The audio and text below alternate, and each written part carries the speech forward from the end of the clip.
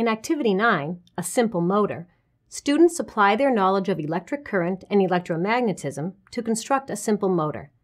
You will need the following materials from the kit: Activity Sheet 9, D-cell batteries, electrical clips, Delta circuit works bases, Fondstock clips, emery cloths, rubberized magnets, paper fasteners, rubber grommet spacers, 25 cm plastic insulated wire pieces, 15 cm plastic insulated wire pieces, roll of enamel-coated wire, roll of plastic insulated wire, wire cutters, and masking tape.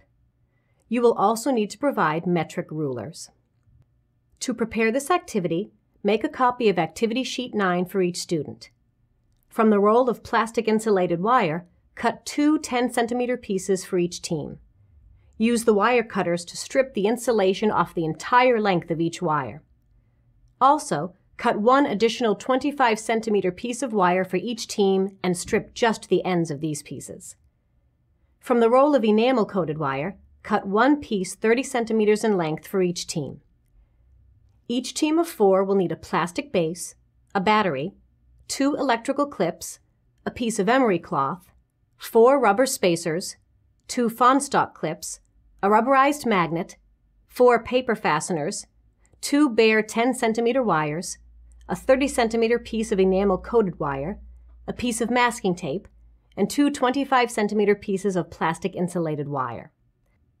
To begin the activity, inform the students that they are going to apply what they have learned about the effects of electromagnetism in the previous activities to build a simple motor.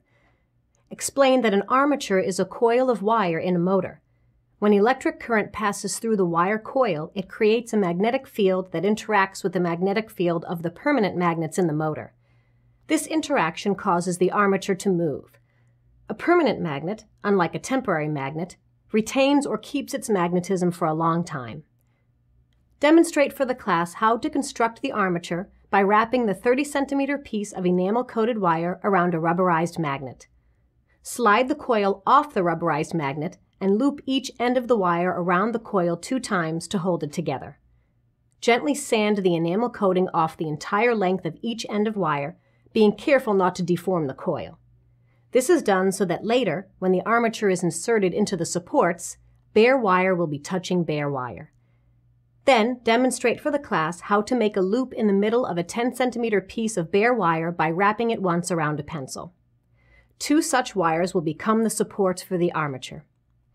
Distribute to each team a rubberized magnet, 2 10 cm pieces of bare wire, a piece of emery cloth, and the 30 cm piece of enamel-coated wire.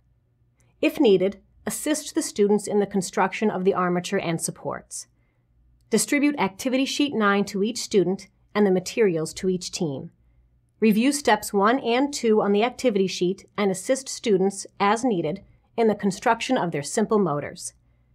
Use the paper fasteners and rubber spacers to hold the ends of the wire supports and the 2 Fondstock clips to the base. Tape a rubberized magnet flat under the coil. The wires should be positioned so that they form inverted U's. Position the armature into the looped supports. Insert the battery and electrical clips into the base. Use the 25 cm pieces of plastic insulated wire to connect the battery to the Fondstock clips on the armature supports. The armature may need a slight tap to start it moving.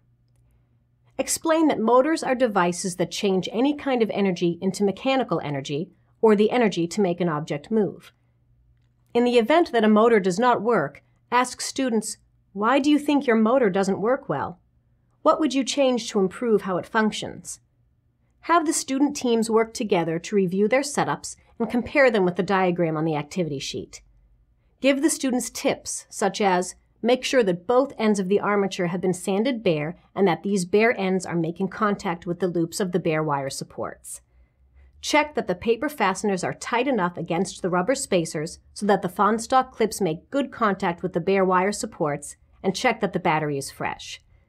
Then, after students have gotten their motors running, ask, why does the armature rotate? Why doesn't the permanent magnet simply attract or repel the armature? Explain that by bouncing in the loops, the armature is constantly making and breaking electrical contact. This electrical on and off produces intermittent electromagnetism in the armature. This is what causes the armature to rotate.